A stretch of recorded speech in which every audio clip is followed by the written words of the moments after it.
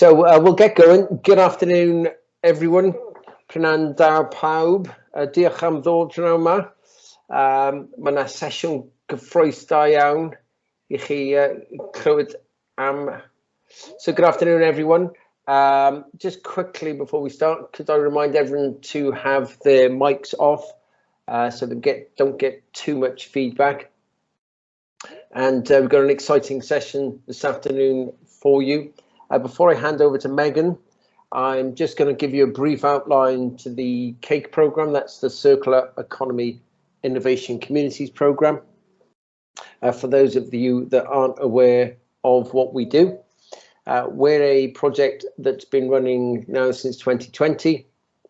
And we've we've been running since 2020 across the Cardiff capital and the Swansea Bay region.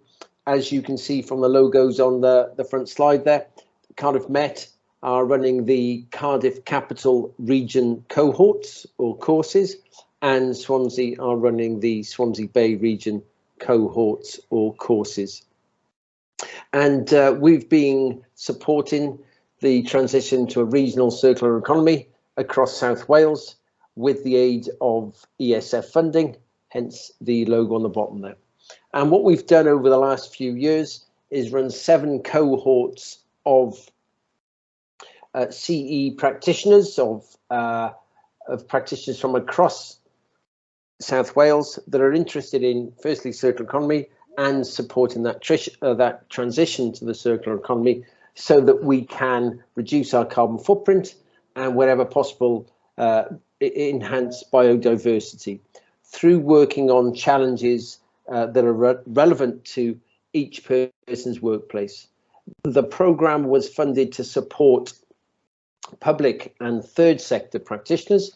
So as what we did there was brought small groups of people together between 3 and 6 people to work on a challenge that they could implement within their organisation. And as you can see across the bottom there, we've had 38 organisations from the Swansea Bay region, 45 from the Cardiff capital, and approximately 190 participants across the 14 cohorts. Within those 14 cohorts, we've had 35 challenge groups, and they've worked to develop solutions that will reduce carbon footprint or enhance biodiversity across the region. So we've had 35, which obviously I can't go into detail now, but we've had everything from projects that have looked at waste streams and repurposing those within the health service. One recently has used cardboard to produce animal bedding, which is now being sold as a product rather than going to waste, through to circular economy education programs across organisations, through to the repurposing or development actually of wool for housing installation in the southwest. I'll just give you a small flavour of what the programme looked like if we could move to the next slide. So the conceptual framework, in other words, what the programme looked like, was a community of practice, is how we set it up. For a number of reasons. Firstly, to help people understand that if they collaborate and work within the community, then they're likely to get more value from that and achieve outcomes that possibly you don't from traditional programs or courses. And secondly, to ensure and give people the tools to sustain the group and the community that they're a part of beyond the formal element of our program. And in terms of the content or the workshop content that we delivered, we started off the programme by introducing people to innovation dynamics with a 2-day residential, and then we supported people through the design thinking process, hence the empathy phase, the challenge definition phase, helping practitioners develop solutions to the problems and challenges they identified through the ideation phase. I then supported them to prototype and test the new service solutions, the new processes, the new practices that they developed as part of the program. then give them tools and techniques to implement those new solutions, and ensured that we built in opportunity for groups and individuals to reflect on their learning as individuals, but also their organizational learning, and think through how they can embed the innovation process that they've gone through, but also continue to develop new solutions that embed circular economy principles by having that reflect and learning. And part of that reflection and learning and supporting people to engage with each other is conferences that we've had run twice per annum, and we've got our second conference this year on the 4th of July. So I think probably in terms of timing, that was all I wanted to do in terms of giving you context. The program is an innovation program with that golden thread of circular economy principles running through it. And we've run webinars monthly to introduce innovation concepts, innovation tools, innovation techniques. And what we'd like to do now, or what I'd like to do, is hand over to Megan, so she can talk you through biomimicry, give you a background, and help you understand how that fits with innovation. I mean, in essence, nature has been solving problems, testing and learning and evolving for about 3 billion years. And so we've obviously got an awful lot that we can learn from it. So I'll hand over to Megan. We will have opportunity for discussion at the end of the session. And I should imagine as well, if anybody's got any burning questions, Megan would be happy to answer them. But generally, if you could put your questions into the chat, then that's far easier for us to monitor, and then for Megan to pick up towards the end of the session. I'll hand over to you, Megan. Thanks so much, Gary, and thank you so much for having me. I'm really excited to be here speaking with this group. I will get my presentation back on here, I think. No, we don't. That's the, hold on. You can see. Yeah, that's almost full page for me. Okay, I'm not quite sure why. This is the joy of Teams. I don't use Teams as often as, I think if I do this, perhaps. Yes, that's better. Well, you see, yeah, I could.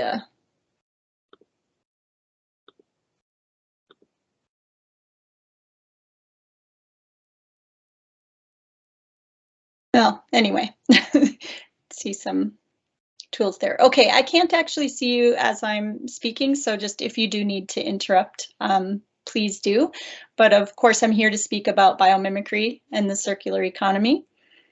First, I'll give you a little bit of a deep dive into what biomimicry is, and I'll share some case studies just to give you some context for how biomimicry is practiced. And then we'll talk about some elements of how you can practice biomimicry, how you can get started, and then have some time for Q&A. And I think it's all very much related to the circular economy, and so hopefully that will become clear throughout the presentation. But if we want to dive into that a little more specifically at the end, I'm happy to do that too. But I think having some background will be really helpful for the conversation. So for me, biomimicry really encompasses many things. And so I'm going to take several slides to cover what it is or what it means from my perspective. Most importantly, perhaps, and this is not something you'll see in all the stories about biomimicry, but biomimicry is really about quieting our human cleverness and being willing to recognize and acknowledge that nature has figured out some pretty amazing strategies for handling conditions here on Earth. Recognizing that humans don't necessarily have all the answers or even all the pieces to the puzzle. And by looking to nature, you know, we can open our minds to some new ways of seeing, some new ways of doing things. Just as some examples, hornets, as well as many other insects, birds, and mammals, have these amazing building strategies, all of which rely on completely sustainable inputs. So contrast that with the way we build many of our products. This jewel beetle doesn't have any pigments in its shell. It's all structural color, or the play of the structure of the shell and light that makes these brilliant colors in this jewel beetle. What can we learn from how the jewel beetle creates color?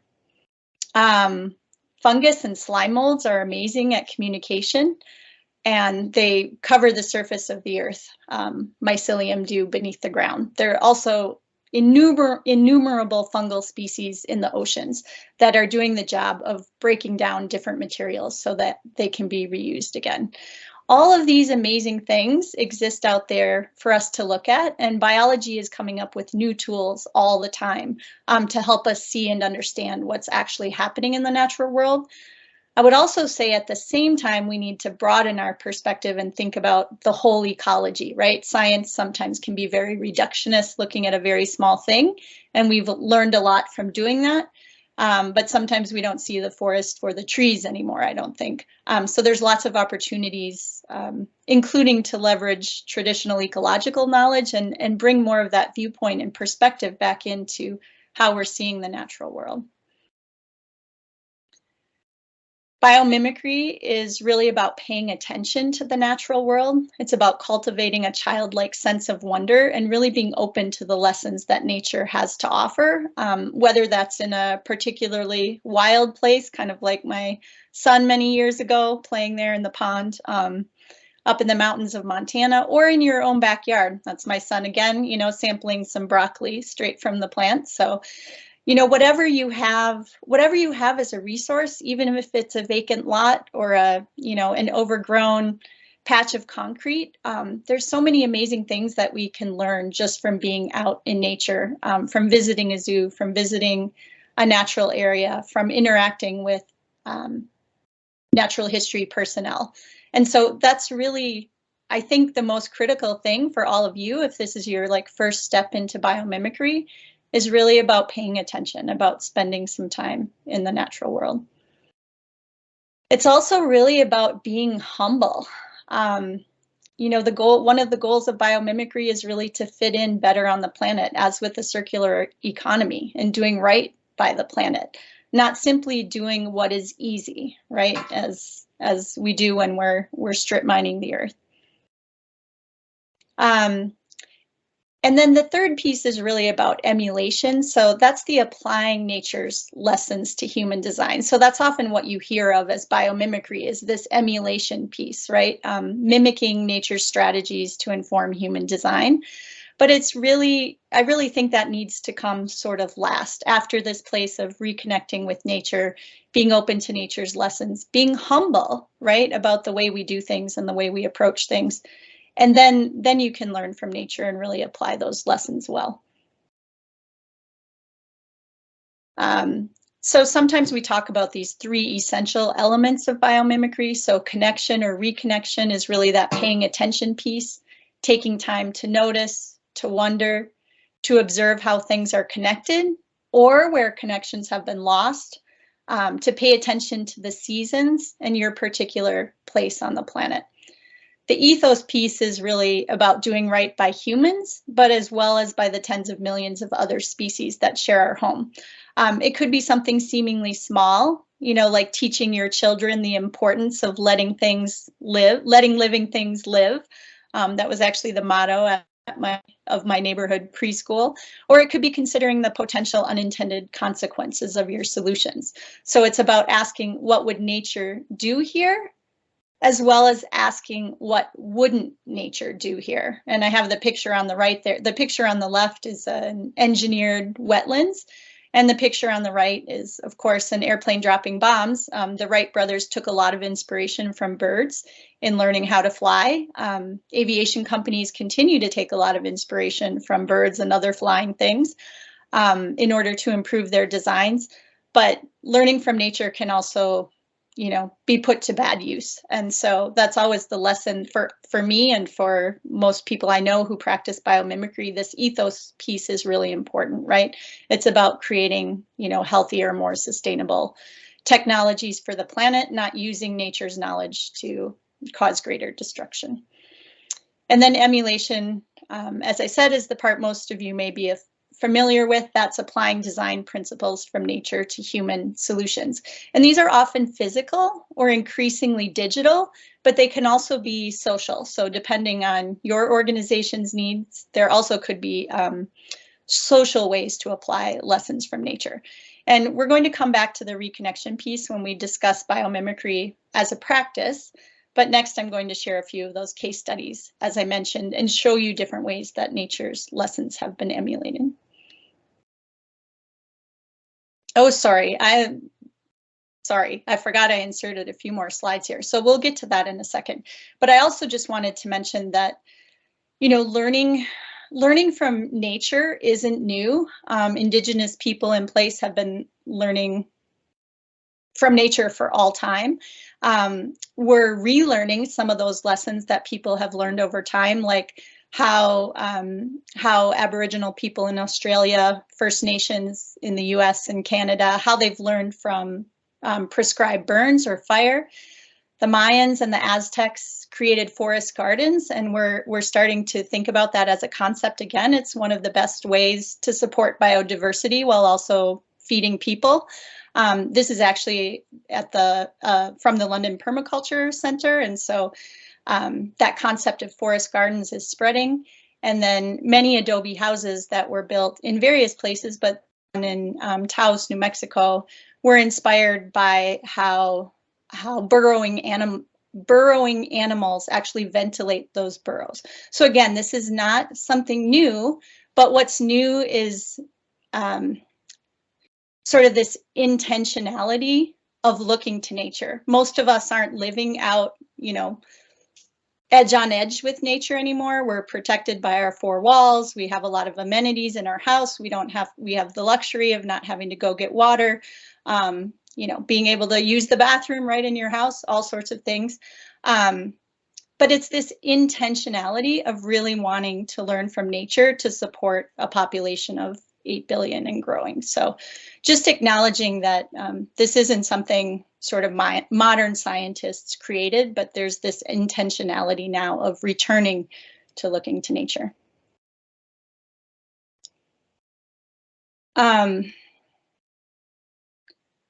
So this reteaching people who've lost the ability to look closely at nature, combining that with the skill of our modern capabilities, that's really kind of the sweet spot for biomimicry, right? Instead of learning about nature and thinking of the planet's bounty as resources for extraction, biomimicry emphasizes learning from nature and then applying those lessons to foster these better solutions for people on the planet. And you can just see some examples there. You don't have to read that whole slide, but it's often in our schools, we tend to teach these basic facts about biology, about the environment, and thinking about the environment in the context of how we can use it, right? Or how we can extract those resources instead of what we can learn about how trees deposit materials as they grow or how they're able to move water up their trunk without a pump. I also want to address sort of this rhetorical conundrum when we speak in English. I don't know if Welsh is any different, but when we speak in English, there's this rhetorical challenge that humans are part of nature. We're not separate from nature, but we definitely do things differently. So often when I'm talking about, you know, observing nature, I am talking about other organisms and how they interact in the environment. But humans are part of nature. Yet we're the only species that combusts fossil carbon. And so this allows us to produce and consume far beyond our means while ignoring that sage advice about not fouling your own nest. So just want to acknowledge that, yes, we are part of nature, but we also do things quite differently than most species. As Gary mentioned in the introduction, you know, biology's been, life has been evolving for over 3 billion years. And we're really a young species with a lot to learn from our biological elders. So if this is sort of the geological spiral of time. So back here, you know, soup of molecules starting to form. And then, you know, over 4 billion years later, you know, here's modern Homo sapiens, right? So we really haven't been around. At most, modern Homo sapiens have been around 300,000 years, maybe less. And so we're this really young species trying to figure it out, trying to fit in on this planet. And so all of these other species that have been around much longer and have continued to survive, mangroves for over 100 million years, sharks, all of these species and systems are things that we really can take advantage of and learn from to, you know, evolve a bit faster on the planet.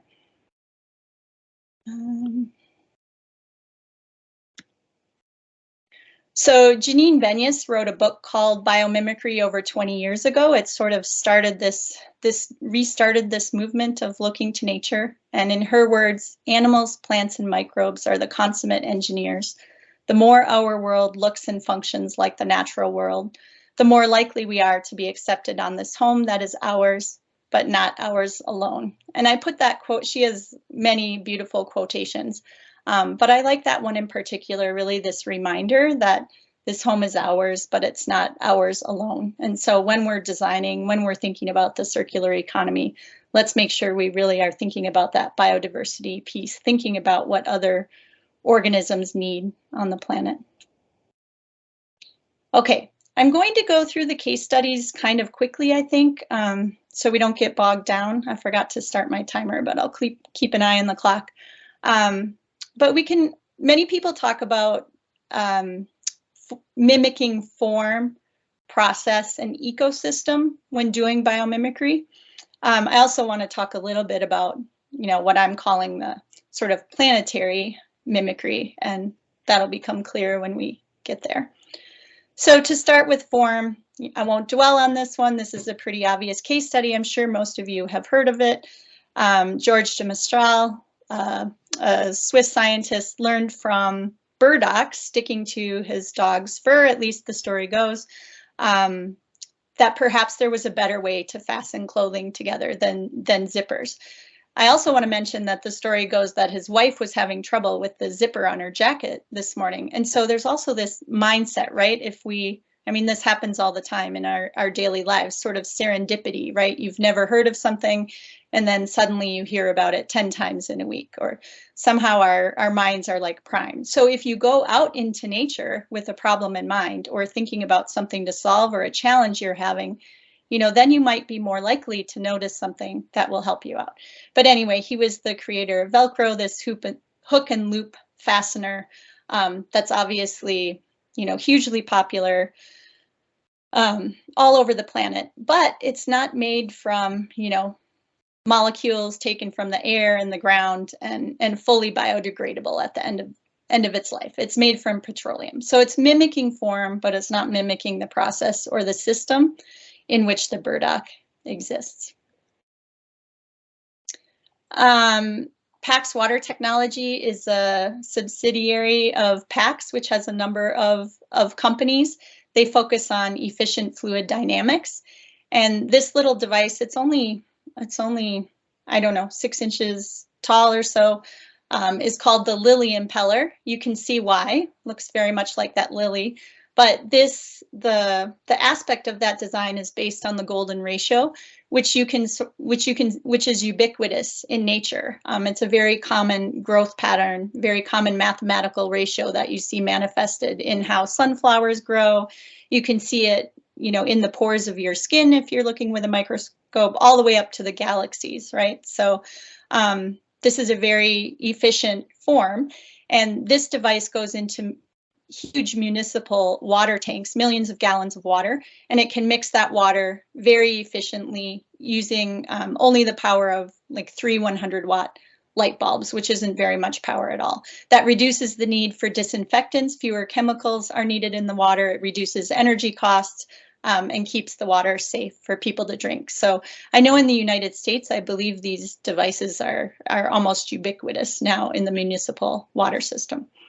And they have the company has several other designs that help move fluids efficiently, whether that's water or air. And I know one of the things they've been working on lately is cooling for like data centers, which generate a lot of heat and take huge amounts of energy. Anthony Brennan is a scientist who was I think he had a military contract and looking at, how to prevent biofouling on ships. And nobody really had any good leads. And he was in Hawaii and happened to notice a shark, which doesn't have anything stuck to its skin, unlike a turtle or some of the whales, right? You see barnacles or algae or other things on the surface of marine organisms, but not on the shark. And so he wondered what it was that helped keep the shark's skin so clean. And it happens to be this pattern of denticles, they're called, or these teeth-like projections on the skin, which you can see in the upper left-hand picture there. So there's a very specific pattern and very specific grooves, and it doesn't allow microbes to adhere. So you can even imagine, just if the skin was perfectly flat, if anything landed on there, it would be very easy to just settle. Whereas, if there's this pattern, it's like something might get in there, but a lot of things aren't going to get in there, and they can't get a group large enough to start this biofouling. So Sharklet Technologies has been applicable. It's a platform technology. It's applicable in a lot of places. They actually started out trying to get into hospitals and to cover surfaces with Sharklet Technologies to reduce the need for harsh chemicals in hospitals, while also trying to stymie antimicrobial resistance. So when we use a lot of harsh chemicals in a hospital environment, it's the superbugs that survive, right? And when those go on to infect patients, they typically cause more damage, or there's more antibiotic resistance. They're resistant to more antibiotics. And so their idea was really to try to manage pathogens without killing pathogens necessarily. It was preventing them from settling in the first place. That's a hard market to get into, and I believe they're exploring, other markets first. But I know they've had hundreds of inquiries, and this type of design, this type of pattern, is being applied to everything from yoga mats to airplanes to reduce drag resistance, because it also has that benefit. So another example of mimicking that form or mimicking that shape to accomplish a function. Okay, I'll talk about a few process case studies next. So Blue Planet Limited, Brent Constance is the inventor. He's sort of a serial biomimic. He had another company that was making concrete the way corals do prior to this one, but he's taken a few different turns with Blue Planet. And their primary product is to make the aggregate that goes into concrete. So cement and aggregate together make the concrete. Cement is incredibly energy intensive to produce. We mine limestone, we heat it to really high temperatures, a couple thousand degrees, and then we put it all over the planet. It's pretty ubiquitous, probably not going away as a building material anytime soon, but nature sees carbon as a resource, not as a pollutant. And so he learned from how corals create their cementitious skeletons. One of his techniques is to bubble seawater through like a flue stack that has waste carbon dioxide in it, and then to basically create calcium carbonate to make the cement. But as I said, they're also making aggregate. And so if you think about trucking rocks or putting rocks on trains, moving them all over the country to build, right? If you can't source rock on site, which typically you can't, then there's also a huge carbon cost of transporting all of those materials. So Brent Constance actually has a carbon calculator where they consider all of those costs, and they really look at how they can have the biggest carbon impact. And so creating a traditional ton of cement releases about a ton of carbon dioxide into the air, whereas his technology, they estimate, it actually sequesters half a ton of carbon for every ton of cement produced. Brent really believes that this is one of the few existing technologies that actually sequesters carbon. So this is what nature does with carbon sometimes, puts it back into rock, right? And so it seems like a pretty good solution to me, especially as we continue to build with concrete. But you can look at you can look at their website for details on how they do it. I really like this technology. I guess I'll just add that one of the other challenges Blue Planet has had is that of any startup, right? So one of the challenges with his first company was that there was a huge lobbying movement against them, right? Trying to say that that his cement wasn't as structurally as sound. You know, Portland's cement lobby was all over them. Basically, there's always vested interests, right? Not wanting new and better technologies to succeed. So that's something I also, you know, put to all of you to challenge you is how do you help companies get past some of those hurdles, right? Really, when you do have a better method or a better technology, they may have the scientific expertise or they may have a great solution, but implementation partners, especially who can work around policy and things like that, can be super helpful.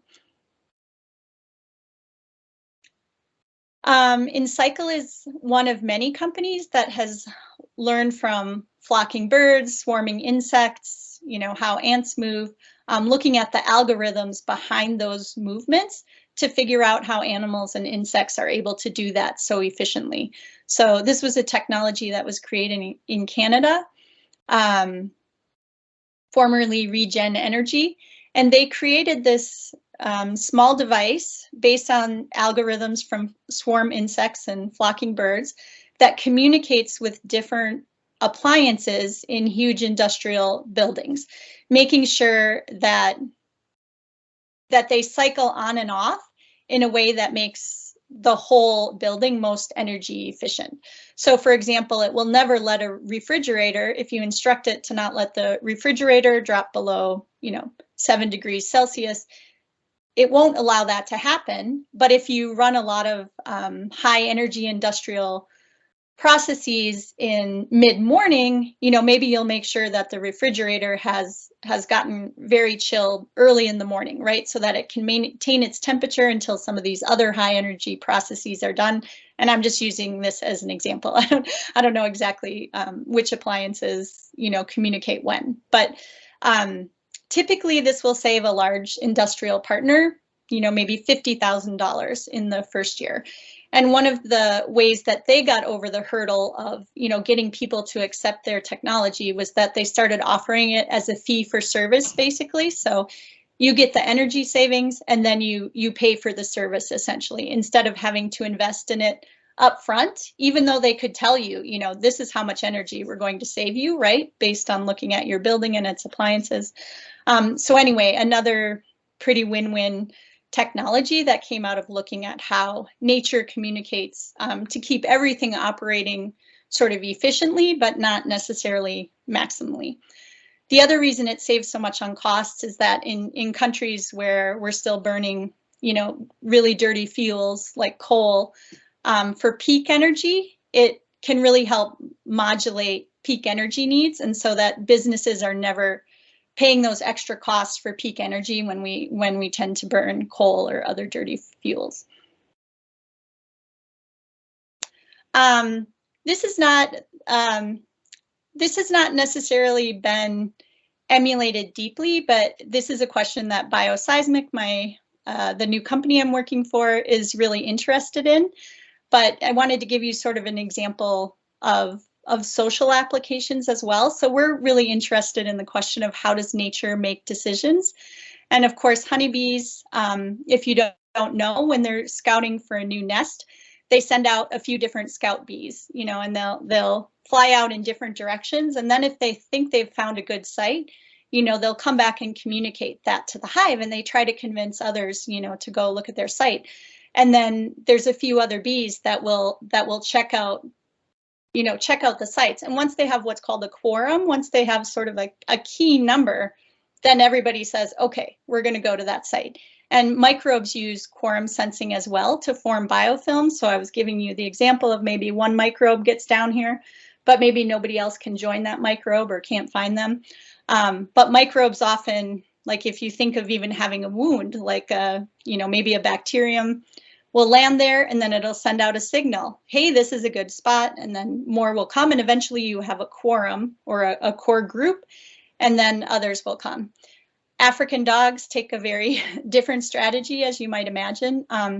They actually communicate some of their needs via sneezing. And so they use sneezing to communicate, what they think the group should be doing.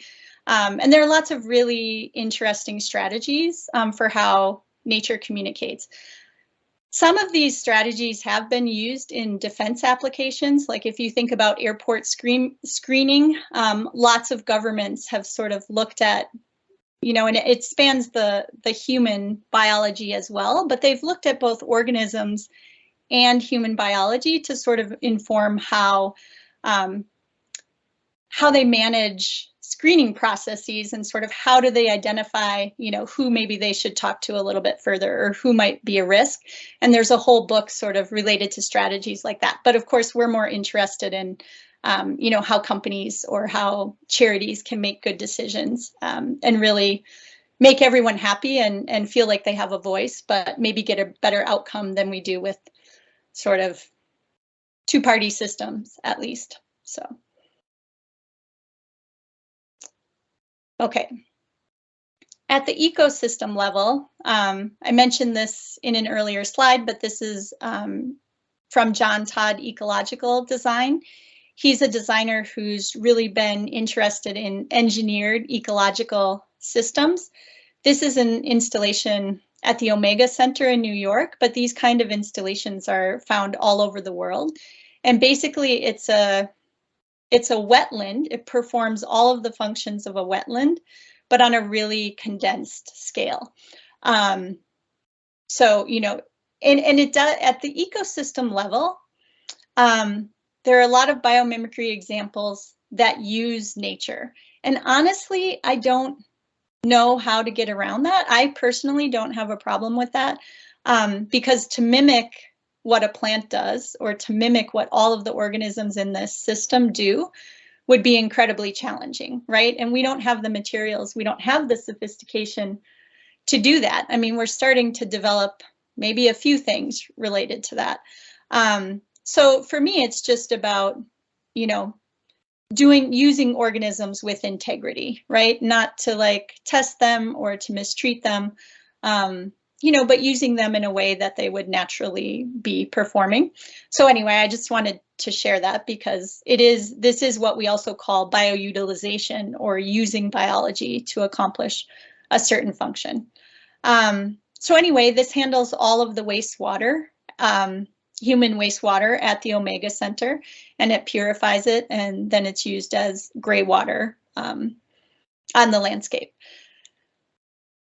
Just to show you, it can look pretty simple here, right? Like, oh, you have some tanks and you have some plants and here's how this goes. But the beauty of this system is really, and you don't have to read all of these words, but it really is in figuring out all the functions that a wetland performed and then condensing those into this really small system. Often these systems are multifunctional as well, which is another commonality in nature. Lots of things are multifunctional, lots of structures and lots of systems are multifunctional. So in this case, they're purifying water, but they're also, they can also use these cells to grow lettuce or basil or other animals. They can feed other organisms. They can produce, they can produce algae for biofuels. So there's different ways of setting up the systems. But again, the beauty is just that small scale. There aren't a lot of ecosystem examples yet. As you can imagine, that's pretty challenging to reproduce.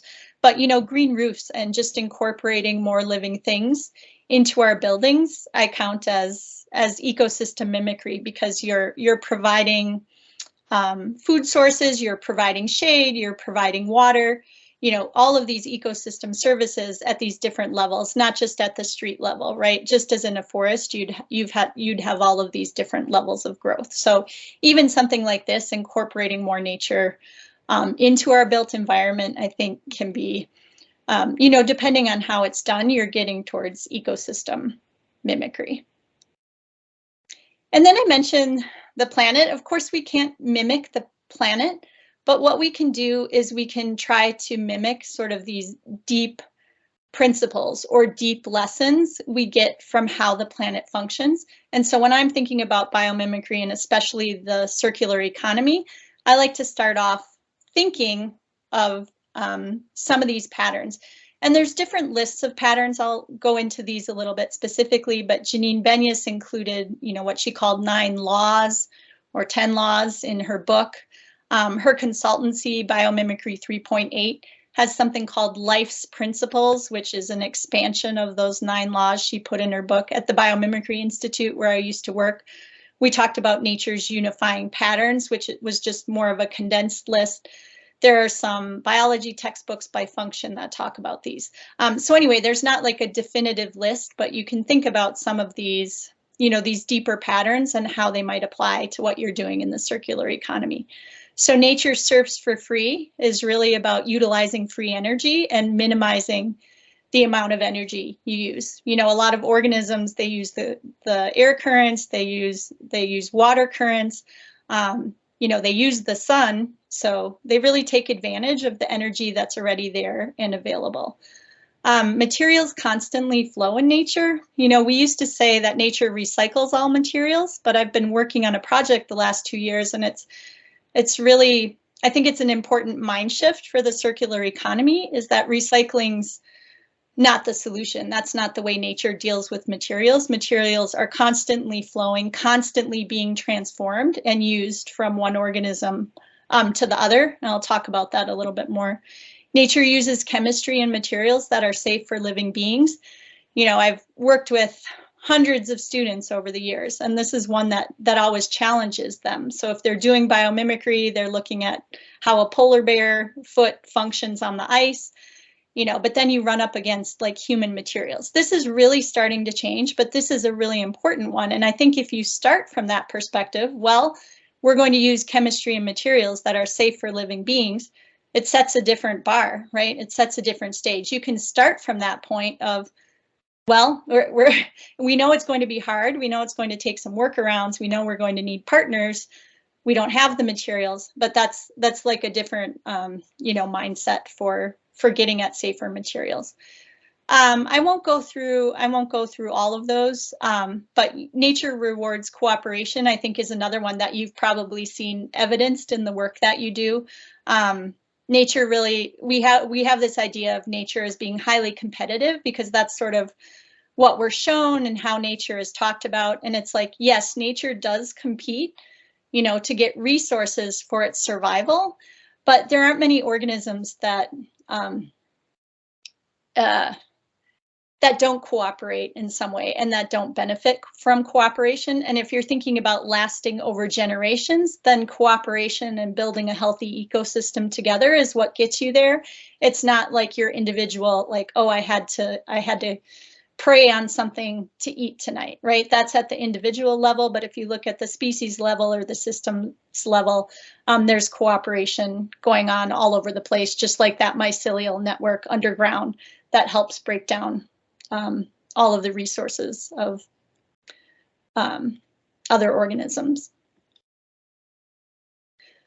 So an example, this is just an example that I think kind of fits in that like planetary level, right? And it's not mimicking a specific organism, and it's using seaweed, but you guys, I don't actually know how they pronounce their name, but it comes from not plastic, so maybe not pla, or when I look at it, it looks like not PLA, but I don't think that's it, because it's not plastic. But anyway, they were founded in 2019, and they provide all natural packaging solutions made from seaweed and plants. They're naturally biodegradable. They're home compostable, so you don't need an industrial composting facility, just like a piece of fruit. I don't know, if they have any trade secrets, or if there's anything else in there. I mean, certainly their claims are pretty strong.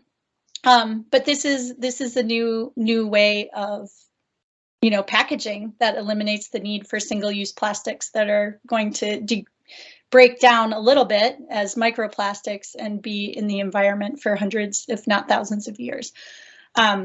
This company just closed a 10 million pound Series A financing round. And so, you know, some of you may be familiar with them already, but I'm curious to see, you know, how they'll do and how they'll scale. But for me, that's an example of thinking about, you know, mimicry from a planetary perspective. How do we make sure that our materials can be transformed? All right, I'm going to hurry up here so we have some time for Q&A. So I hope you can start to see how biomimicry is kind of a foundation of the circular economy. I don't think we can have a circular economy without learning from nature and how nature's materials work, how nature's materials cycle, how to better use energy. This is an early diagram that we have. We don't really have a good diagram yet of how we want people to think about the circular economy. But what you see here, you know, you hear about technical loops and biological loops in the circular economy, and we really see that as a false dichotomy. I mean, it was a useful starting point for talking about cycling materials, but the reality is that all of our technical loops leak into the biological loops. I think there was just a recent news story, I think that was out of the UK, of a plastics recycling facility, and 13% of the plastics that were supposedly recycled were in the wastewater, right? Like they were leaking out as microplastics in the wastewater. For me, that's a really horrifying number, right? To say, oh, well, we managed to recycle, you know, 87% of this plastic, but we didn't realize 13% was leaking out into the water. Doesn't sound like a very good track record to me, especially when you consider all of the other costs it takes to recycle plastic. So anyway, just that's something I really want you to think about in the circular, when you're thinking about the circular economy, is that one is that leaks loop. So there's always leakage. So if you're using unsafe materials, you really need to think about the leakage part. And then also sort of that end of life. So even if we keep resources cycling for, you know, a few more decades, if they're not safe, if there's no way for them to break down at the end of their useful life, how do we sort of justify those materials? And I recognize that plastic has become ubiquitous really quickly, and it has a lot of beneficial uses, but for me, it comes at a really high cost. And so anyway, just as an example, thinking about plastic, but that applies to other materials as well. So how do we really get safer materials, knowing that they're always going to end up in the biosphere? Okay, so just quickly, a few elements of practice. I talked a lot about reconnecting with nature at the beginning. This is a great place for you to start. You can practice deep observation, and you can look online. There are, you know, if you want to go the online route first, you can. You don't have to. You can just do some of the things I've mentioned here. You can keep a nature journal, like watch how things change over time. You can sit in one spot and just observe until, as a former colleague used to say, you get the wigglies out. And I think with digital technology and our phones constantly at our sides, this has gotten really hard. There's a parallel in the art world. I read about a professor, maybe at Harvard, I'm not entirely sure, but the first assignment for her students is they have to go and sit in front of a painting without their phone for 3 hours. And it's really challenging for them. But then after you sit there and you're bored out of your mind, an hour and a half in, then you start to notice other things. So I'm not suggesting that any of you even have 3 hours. If you do, you're welcome to try 3 hours, but try 20 minutes or try 30 minutes. And I can almost guarantee that unless you're a very meditative person, you'll get a little antsy, but you'll also start to notice many things that you wouldn't have otherwise out in the natural world. You can return to the same spot daily throughout the seasons and watch how things change. You can observe with a challenge in mind. Like I said, you know, George de Mestral had this problem of a zipper that didn't work quite right. If you have a problem at work or a challenge, you know, maybe go out with that in mind. And you can also observe, you know, thinking about the whole system, right? Or you could zoom in on a very small patch of earth. There's lots of different ways to observe, but I would really encourage you just to start a biomimicry practice. That's the #1 thing I would recommend. This is the design spiral from the Biomimicry Institute. And so these are the basic steps in doing biomimicry. So I'll come back to that, I think, in a second.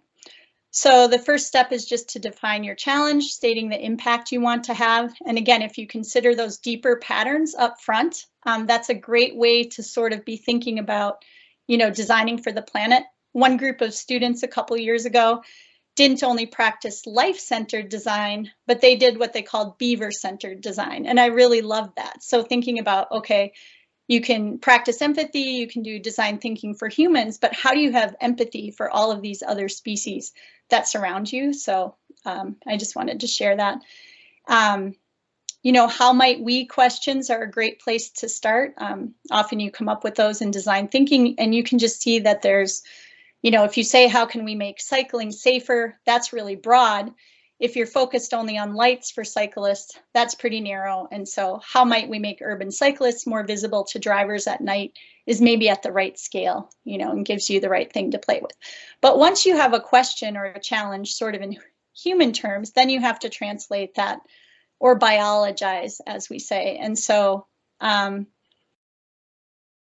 translating your challenge into something that makes sense to ask nature. And literally you can use that question, how would nature, and then a verb. And if that makes sense to you, then, you know, you probably can go out and look in nature. So how would nature weld 2 pieces of metal together? Doesn't make sense. You can say, you know, you can think about how would nature attach. You could think about how nature would make strong materials, you know, depending on how you want to frame the challenge.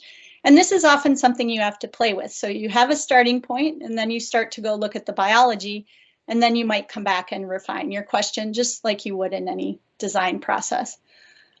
So here are just some examples of defining and biologizing. You know, how would nature learn? How would nature vote to stay together? As these, I think those are macaques. How would nature manage temperature? You can leave it broad like that, or if you're really focused on a cool, wet environment, you know, you might say, well, how would nature manage temperature in a cool, wet environment?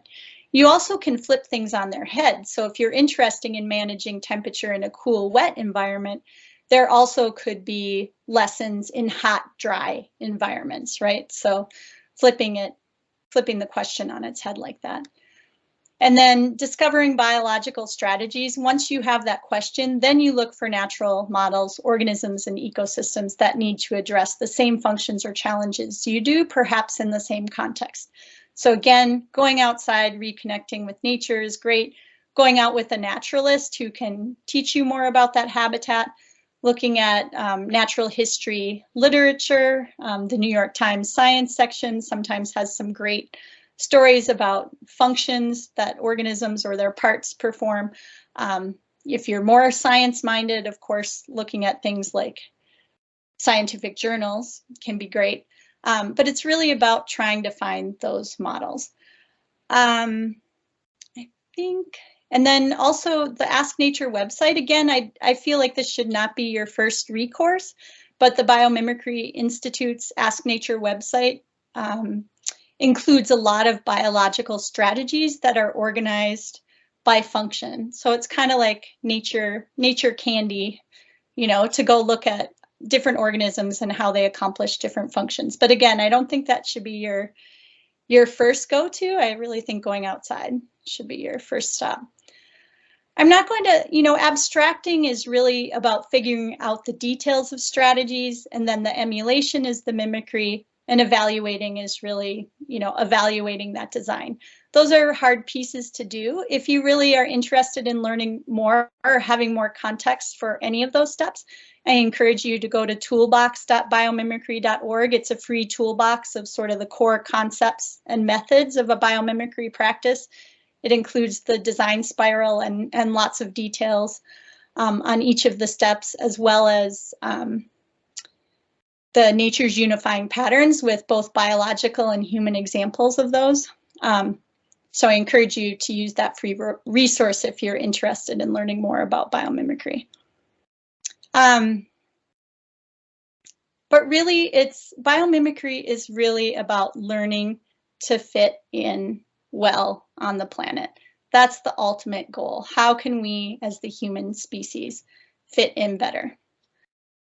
I'm not really worried about the planet. The planet's been through a lot of change over billions of years, but I am a little bit worried about our place on it. But I'm also hopeful because I think biomimicry and the circular economy provide a path forward, a way to help us figure out how to fit in here on the planet. So thank you very much for your attention and happy to take questions. Sorry, I went a little long.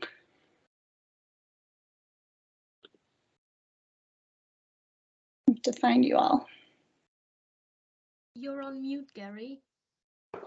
Yes, sorry. Thanks very much, Megan. That was fascinating. Absolutely amazing. The inspiration that nature can give us, but the lessons that are there to be learned. So I'll open the floor to questions. Either people can pop their hand up and sort of verbalize, or drop into the chat, whichever you'd prefer. Try to keep an eye out for hands.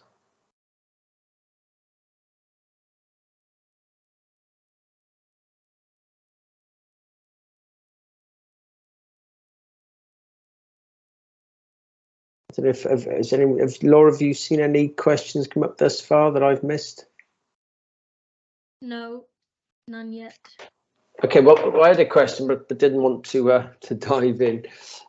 I saw your so the slides there on fungi and the functions that they can perform.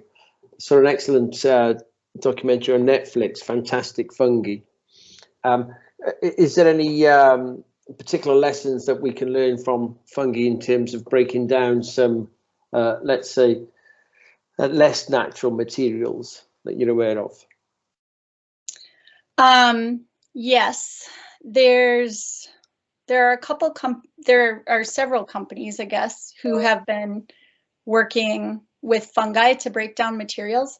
I sometimes mix up which one is which. I believe it's Biome, but I'm not entirely positive. But they've started by partnering with the construction industry to break down, I think, like roofing tiles and things like that. But Biome, BIOHM, is one company. Paul Stamets has been a mentor out of the state of Washington here to a lot of mycologists. But he's had Defense Department contracts looking at breaking down, different pathogens with fungi. He's also had technologies that can break down oil. And I know there are lots of people who are sort of testing using just kind of like mycelial bags where there's water runoff. So just inoculating bags of wood chips or similar with fungi, and then using that to break down waste that from wastewater before it enters a river or something like that. I think we're going to start seeing more and more of this. I'm actually working on a project currently where we're looking at incorporating fungi as one piece of trying to break down textile waste. And there are lots of dye water from textile dyeing houses. Fungi have been shown to be very effective at breaking down different toxic dyes. And so I think that's a technology that's been incorporated and is being pushed sort of around the world at big dye houses. So yes, there are lots of examples, and I think we'll start to see more and more. Great, thank you. I think Gareth's got a question. Oh yeah, there's also one in the chat if you want to go to that one later. Then. Well, this is less a question, but more of a kind of just expanding on that biomycelium piece. I work for a office furniture business in South Wales, and we are just becoming kind of corporate friends with Biome.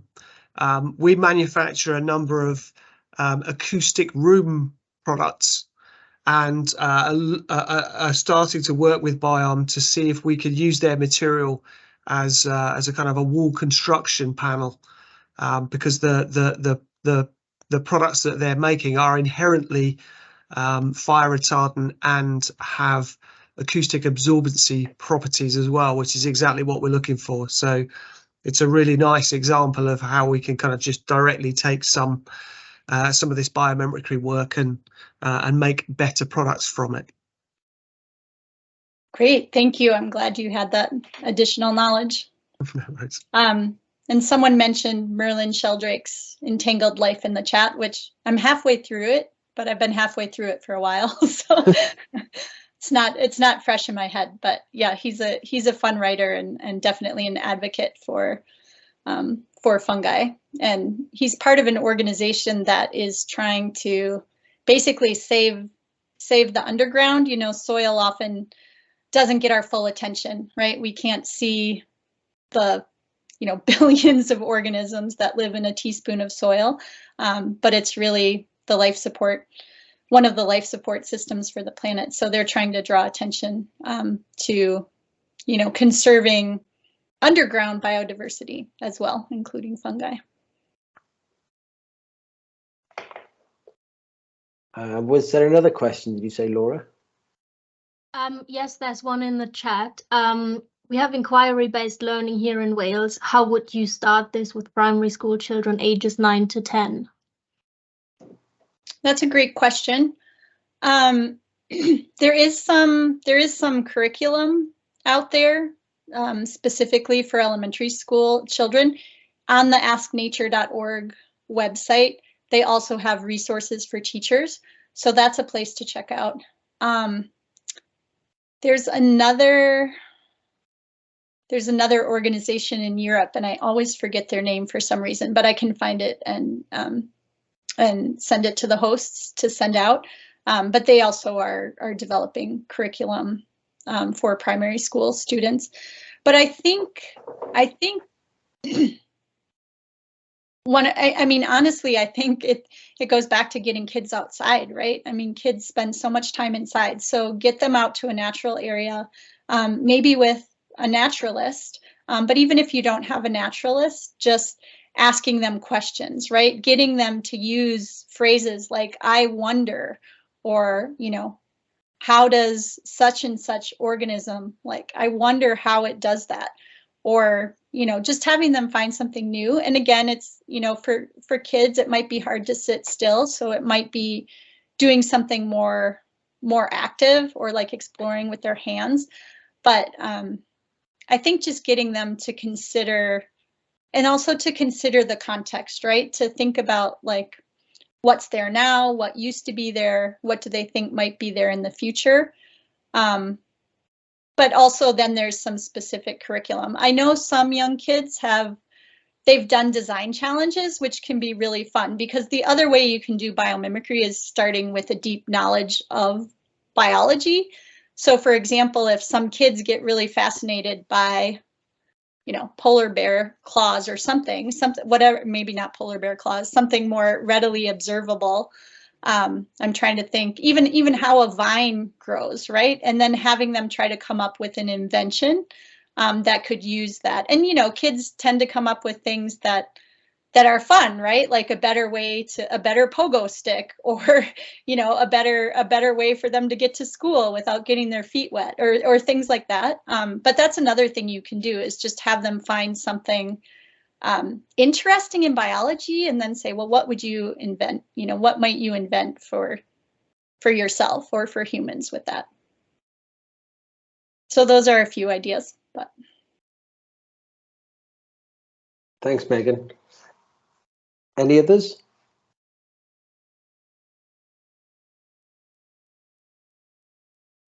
Okay, just a quick one from me if we've got time. I wasn't aware of the concrete or alternative concrete producer that's actually sequestering carbon.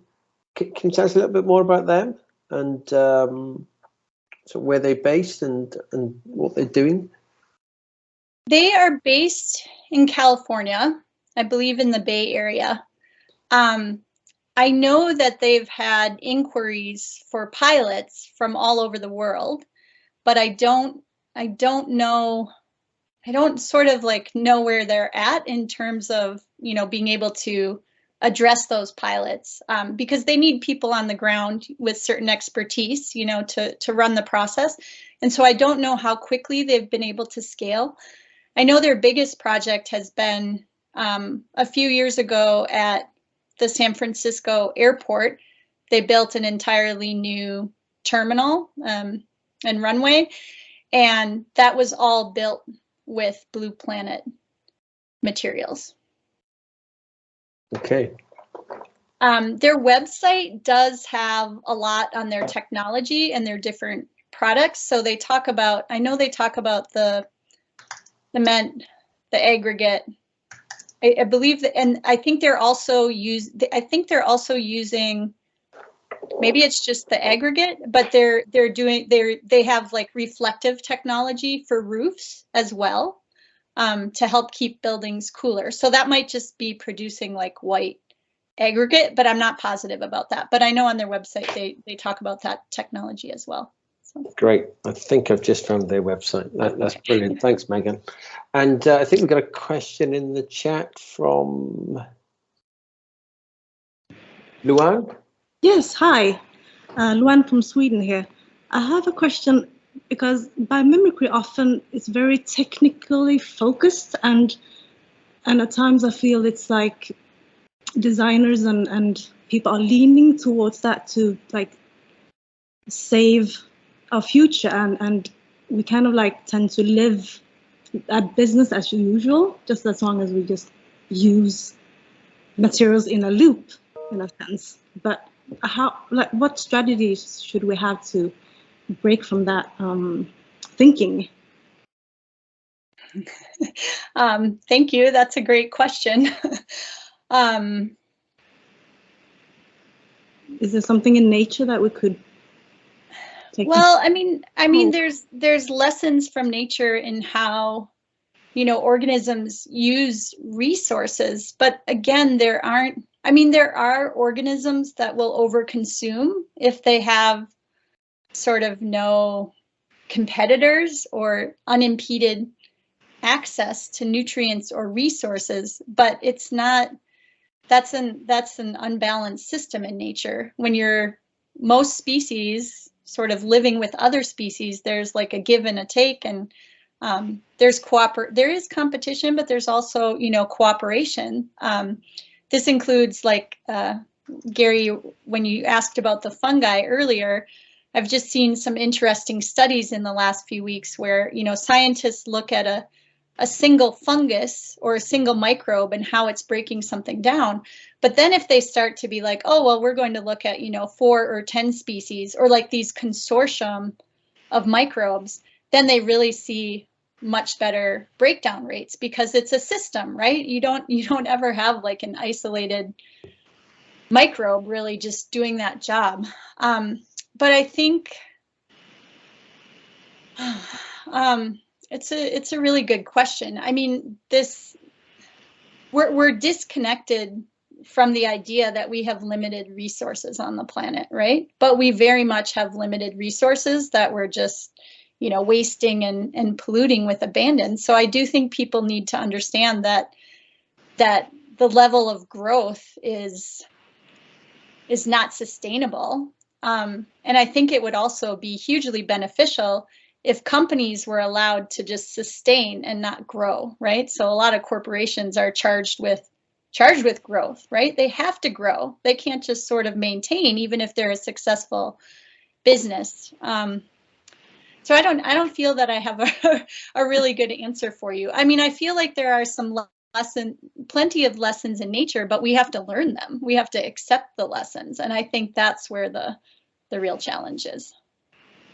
Thank you. Sure. Any others? I'm conscious of time, and we've used a lot more of your time than we said we would, Megan. So We do have a question from Luigi in the chat. Okay, I see that. Can we apply a biomimicry principle from organisms outside our planet, or has anyone tried already? Yeah,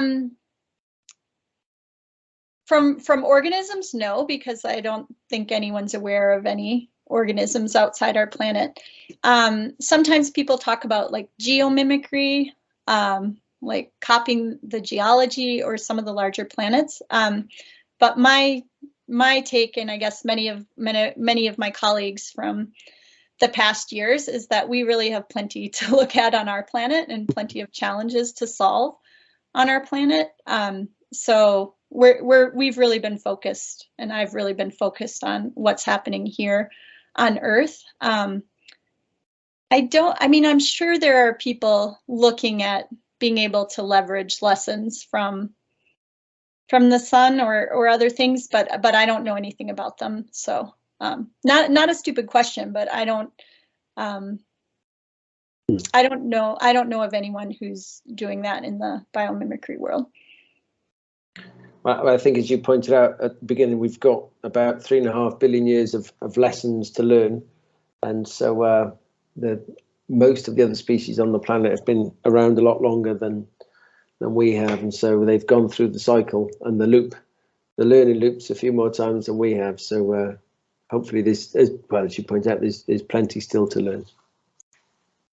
I think well, one more person has their hand raised, but maybe that was from before. Maybe that was from before. Yeah, possibly Luan, I think. Okay. So any final questions? If not, then Megan, thanks very much for your time. Thanks very much for the insights. I've got a bit of work to do and going to look up what Blue Planet are doing and maybe how we can encourage them to think about some of what we might be doing in Wales. I know there's a housing conference that's predominantly housing associations, and they've really engaged with retrofit in Wales, but also building net zero, if not positive, carbon homes. So it would be great to introduce what Blue Planet are doing to some of the people across that sector and across some of the research organisations in Wales. Because, as you say, one of the most carbon intensive products in the world, if we could flip that, it could really make a change. Well, thank you so much for having me. Thank you for your attention, and please feel free to reach out to me if you have questions now or in the future. I'm happy to engage. And you're happy for us to share the slides? Yes, I can do that. And we'll put the recording up on the Cake Wales website. Excellent. Thanks, Megan. So thanks everyone for dialing in.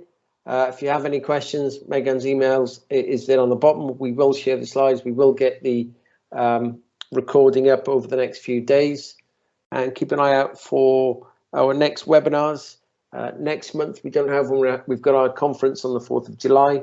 So if you'd like to come along for that, whether it's part of it, you can dial in or come along for part of the day in Cardiff, please do. So thanks all, and bye for now. Thanks, Megan. Thank you. Bye-bye.